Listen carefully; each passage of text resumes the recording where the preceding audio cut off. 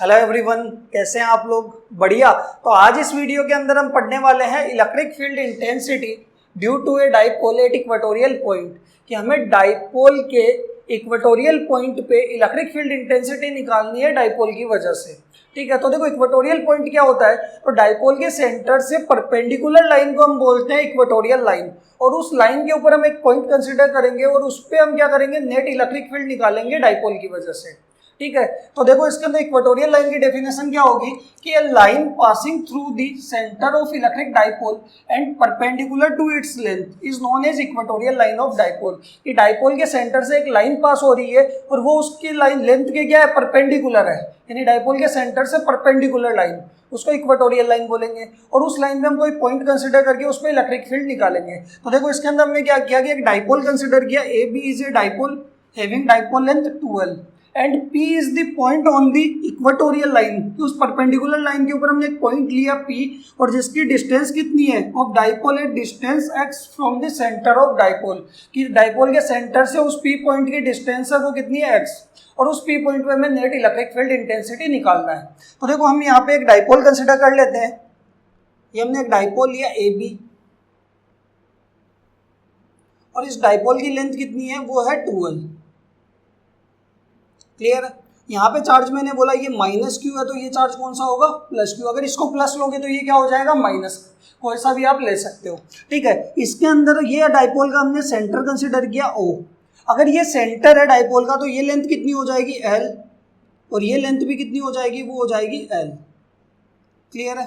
अब अगर आप देखोगे तो डाइपोल के सेंटर से परपेंडिकुलर लाइन को हम क्या बोलते हैं, इक्वेटोरियल लाइन। तो ये हमारे पास डाइपोल के सेंटर से परपेंडिकुलर लाइन क्या आ गई, इक्वेटोरियल लाइन आ गई। इस लाइन के ऊपर हमने एक पॉइंट कंसीडर कर लिया P, और इस P पॉइंट के सेंटर से डिस्टेंस कितनी है, x। तो इस P पॉइंट के ऊपर हमें नेट इलेक्ट्रिक फील्ड निकालना है। माइनस क्यू की वजह से भी इलेक्ट्रिक फील्ड लग रहा है और प्लस क्यू की वजह से भी लग रहा है, और उन दोनों का हम क्या करेंगे, वेक्टर सम करेंगे तो नेट इलेक्ट्रिक फील्ड आ जाएगा P पॉइंट पे। क्लियर है? अब हमें पता है, देखो कोई भी चार्ज है Q, इससे r डिस्टेंस दूर इलेक्ट्रिक फील्ड कितना होगा, वो होगा KQ/r², यानी के का आपका क्या है, कूलम्स कांस्टेंट, जिसकी वैल्यू होती है 1/4πε0 या फिर 9 × 10⁹। ठीक है, Q क्या है, चार्ज, कौन सा, किस चार्ज का हम इलेक्ट्रिक फील्ड निकाल रहे हैं, और r² क्या है, वो है डिस्टेंस का स्क्वायर। तो देखो अगर आप माइनस क्यू से इस P पॉइंट पे इलेक्ट्रिक फील्ड निकालोगे तो माइनस क्यू से इस P पॉइंट की डिस्टेंस यानी AP आपको क्या होनी चाहिए, पता होनी चाहिए। सिमिलरली अगर आप देखोगे तो प्लस क्यू से भी निकालोगे तो BP भी आपको पता होना चाहिए। अब AP और BP कैसे निकलेगी, तो आपको पता है ये इक्वेटोरियल लाइन है, वो डाइपोल के क्या है, परपेंडिकुलर है, मतलब ये एंगल कितना है, ये एंगल 90 दोनों। ठीक है, अब अगर मैं यहाँ पे AP निकालूंगा तो अगर आप देखोगे ये क्या बन जाएगा, एक राइट एंगल ट्राइंगल बन जाएगा। अब ये अगर राइट एंगल ट्राइंगल बनेगा तो ये आपके पास परपेंडिकुलर, ये बेस तो हाइपोटेनियस कितना आएगा पाइथागोरस से, वो आएगा √x² + L²। सेम अगर आप देखोगे तो ये आपके पास क्या है, BP, और ये भी कितना बन जाएगा, √x² + L²। कोई दिक्कत? अब इलेक्ट्रिक फील्ड की बात करें तो देखो यहाँ पे अगर आप इलेक्ट्रिक फील्ड की डायरेक्शन के लिए P पॉइंट के ऊपर में क्या कंसीडर करूंगा, एक चार्ज कंसीडर कर लिया Q0। माइनस क्यू इस Q0 को क्या करेगा, अट्रैक्ट करेगा, और जिस डायरेक्शन में फोर्स लगता है उसी डायरेक्शन में इलेक्ट्रिक फील्ड होता है। तो माइनस क्यू Q0 को अट्रैक्ट करेगा, तो माइनस क्यू की वजह से इलेक्ट्रिक फील्ड को नाम देते हैं E1, और वो किधर होगा, माइनस क्यू की तरफ ही होगा। सेम अगर आप देखोगे प्लस क्यू Q0 को क्या करेगा, रिपेल करेगा, तो इधर की तरफ क्या आने वाला है, E2, प्लस क्यू की वजह से। अब हमें क्या करना है, E1 और E2 की वैल्यू निकालनी है पहले, और फिर उनका क्या करना है, वेक्टर सम करना है। क्लियर है? तो सबसे पहले हम बात करते हैं E1 की वैल्यू क्या होगी और फिर E2 की। तो इलेक्ट्रिक फील्ड इंटेंसिटी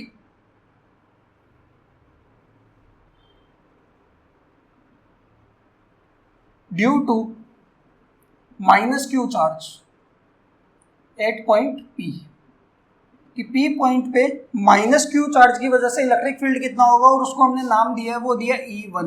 तो वो कितना होगा, देखोगे KQ, माइनस से तो आप क्या बता रहे हो, डायरेक्शन बता रहे हो, तो चार्ज आपका क्या होना चाहिए, मोड में होना चाहिए, पॉजिटिव होगा। और डिस्टेंस कितनी है, डिस्टेंस का स्क्वायर, मतलब √x² + L² का स्क्वायर। तो डिस्टेंस कितनी आएगी, KQ, और इलेक्ट्रिक फील्ड हो जाएगा KQ/√x² + L² का पूरे का होल स्क्वायर। तो अगर आप रूट का स्क्वायर करोगे तो रूट क्या हो जाएगा, कैंसिल हो जाएगा, और इलेक्ट्रिक फील्ड हमारे पास E1 कितना बचेगा, वो आएगा KQ, और ये आएगा x² + L²। Equation number 1। अच्छा, अगर मैं इसके डायरेक्शन की बात करूं E1, तो देखो कि ए और पी के बीच की बात है और किधर जा रहा है इलेक्ट्रिक फील्ड, पी से ए की तरफ, तो डायरेक्शन को हम क्या लिखेंगे, अलोंग पी ए। क्लियर है यहाँ तक। अब हम क्या बात करते हैं, इलेक्ट्रिक फील्ड निकालते हैं किसकी वजह से, प्लस क्यू की वजह से, और जिसको हमने क्या बोला E2, तो क्या होगा, electric field intensity, electric field intensity due two plus Q charge at point P. अगर पी पॉइंट पे प्लस क्यू की वजह से देखोगे तो इसको हमने क्या नाम दिया E2, और वो क्या होगा के क्यू। और देखो इस प्लस क्यू से भी इस पी पॉइंट की डिस्टेंस कितनी है, रूट में x square plus l square का क्या हो जाएगा, फिर होल स्क्वायर हो जाएगा, और स्क्वायर और रूट कैंसिल हो जाएंगे, तो इलेक्ट्रिक फील्ड E2 कितना आएगा, वो आएगा के क्यू, और ये आएगा x square plus l square. Equation number 2। अगर आप डायरेक्शन की बात करोगे तो डायरेक्शन क्या होगी, तो देखो बी और पी के बीच की बात है, और किधर जा रहा है, पी से दूर जा रहा है, मतलब बी से किधर जा रहा है, पी की तरफ जा रहा है। ठीक है, तो डायरेक्शन क्या होगी, अलोंग बीपी। डायरेक्शन क्या होगी, अलोंग बीपी। क्लियर है यहाँ तक। यानी आपके पास माइनस क्यू की वजह से E1 और प्लस क्यू की वजह से E2 आ गया। ठीक है, अब हमें इस पर नेट इलेक्ट्रिक फील्ड निकालना है। पर अगर आप इक्वेशन 1 और 2 को देखते हो तो आपको देखने में पता लग रहा है E1 और E2 दोनों की वैल्यू क्या है, दोनों का मैग्नीट्यूड क्या है, सेम है। तो मैं यहाँ पे लिख सकता हूँ फ्रॉम इक्वेशन 1 एंड 2,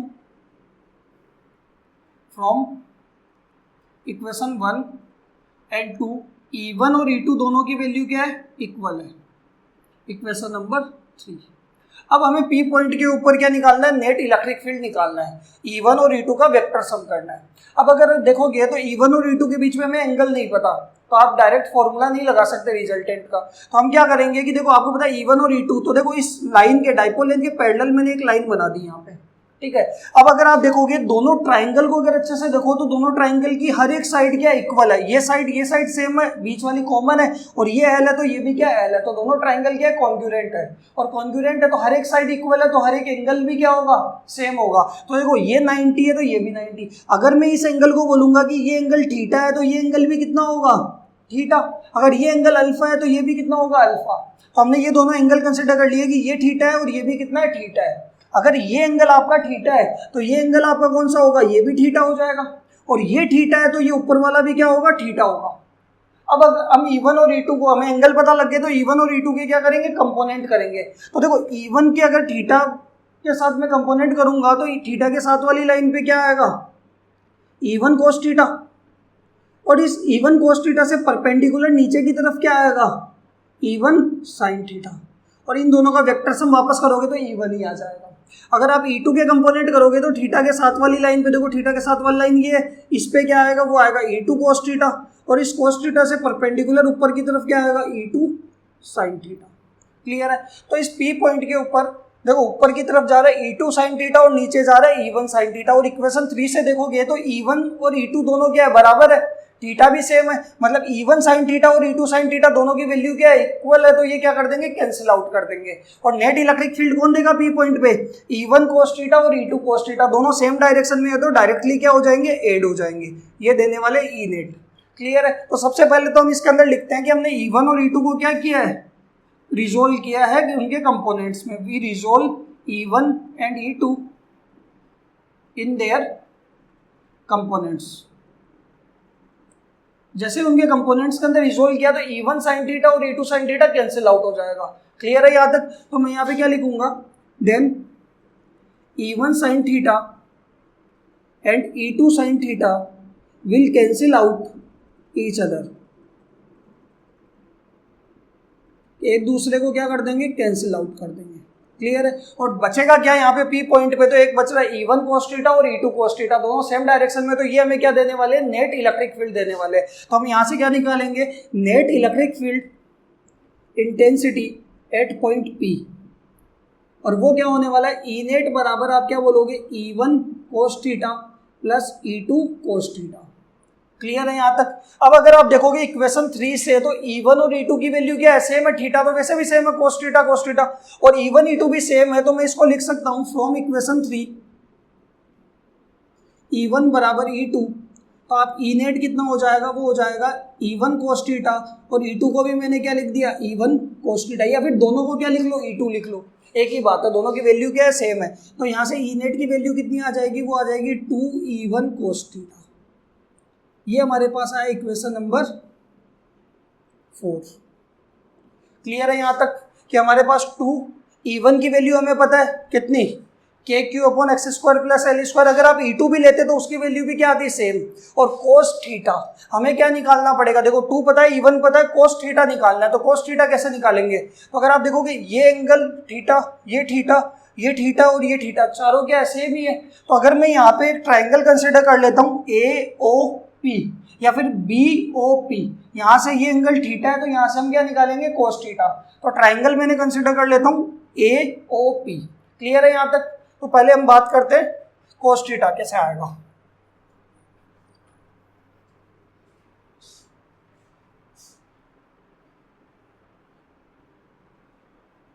तो देखो यहाँ पे मैंने क्या किया, इन ट्राइंगल कौन सा, AOP। अब AOP ट्राइंगल को बाहर निकालेंगे तो AOP ट्राइंगल आपका किस तरीके से ये बन रहा है, ये देखो ये क्या है O, ये A और ये क्या है P। ये एंगल हमारा कितना है 90 डिग्री, ये एंगल कितना है थीटा, ये लेंथ है L, ये x और ये हमारा AP रूट में x² प्लस L²। ठीक है। अब आपको पता है थीटा के सामने तो क्या होता है, परपेंडिकुलर, 90 के सामने होता है हाइपोटेनियस, और बचा हुआ क्या होगा, बेस। हमें क्या निकालना है, हमें निकालना है कोस थीटा। अब कोस थीटा का फॉर्मूला क्या होता है, तो वो होता है बेस अपॉन हाइपोटेनियस। तो यहाँ से कोस थीटा देखोगे तो बेस तो हमारा कितना है, वो है L, ये आ जाएगा L, और हाइपोटेनियस कितना है, रूट में x² प्लस L²। ये हमारे पास किसकी वैल्यू आ गई, कोस थीटा की, इक्वेशन नंबर 5। देखो 1 से तो E1 की वैल्यू और 5 से कोस थीटा की वैल्यू किस में पुट करेंगे, 4 के अंदर, तो हमारे पास क्या आ जाएगा, इस P पॉइंट पे नेट इलेक्ट्रिक फील्ड आ जाएगा। तो यहाँ पे क्या करते हैं, put equation 1 and 5 in equation 4। 1 and 5 को 4 में पुट करेंगे तो ई नेट बराबर 2, E1 की वैल्यू हमारे पास है KQ/x² प्लस L², और यहाँ पे कोस थीटा मल्टीप्लाई में क्या होगा, L अपॉन रूट के अंदर x² प्लस L²। कोई दिक्कत। और रूट का मतलब क्या होता है, पावर 1/2, और यहाँ पावर कितनी है 1, और बेस सेम होता है तो पावर्स क्या हो जाती है, ऐड हो जाती है। और देखो ऊपर वाली टर्म को मैं ऐसे लिख सकता हूँ KQ, और 2 इंटू L को मैंने लिख दिया 2L, और इनका बेस सेम है तो पावर्स क्या हो जाएगी, ऐड हो जाएगी, और वो कितनी होगी 1 प्लस 1/2। क्लियर है यहाँ तक। अब हमें पता है कि डाइपोल की बात हो रही है, और डाइपोल का इलेक्ट्रिक डाइपोल मोमेंट होता है, वो होता है either charge into length, dipole length, और वो कितनी है 2L, चार्ज कितना है Q। तो मैं यहाँ पे लिख सकता हूँ कि इलेक्ट्रिक डाइपोल मोमेंट कितना होगा, इलेक्ट्रिक डाइपोल मोमेंट, और वो आपके पास P इक्वल टू कितना होगा, Q इंटू 2L।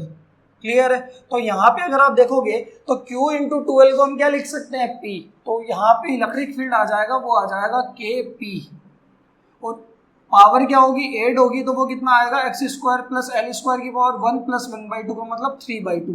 ये हमारे पास आया इलेक्ट्रिक फील्ड कहाँ पे, इक्वेटोरियल पॉइंट पे। KP x² प्लस L² की पावर 3/2। तो देखो K तो क्या है, कूलम्स कांस्टेंट, या इलेक्ट्रोस्टैटिक फोर्स कांस्टेंट, जिसकी वैल्यू होती है 1/4πε0, 9 इंटू 10 की पावर 9 भी लिख सकते हो। P हमारा क्या है, वो है डाइपोल मोमेंट। अगर आपको डाइपोल मोमेंट डायरेक्टली गिवन है तो ठीक है, नहीं गिवन तो आपको डाइपोल गिवन होगा, मतलब चार्ज गिवन होगी और उनके बीच की लेंथ गिवन होगी, तो आप डाइपोल मोमेंट अलग से निकाल लीजिए, Q इंटू 2L। ठीक है। x क्या है, x है डाइपोल के सेंटर से उस इक्वेटोरियल पॉइंट की डिस्टेंस। ठीक है। और L क्या है, डाइपोल लेंथ 2L है तो उसका हाफ। ये आपके पास इलेक्ट्रिक फील्ड आया इक्वेटोरियल पॉइंट पे, लेकिन ये लॉन्ग डाइपोल का है, तो इसके अंदर हम स्पेशल गेस करते हैं, वो क्या होगा, शॉर्ट डाइपोल।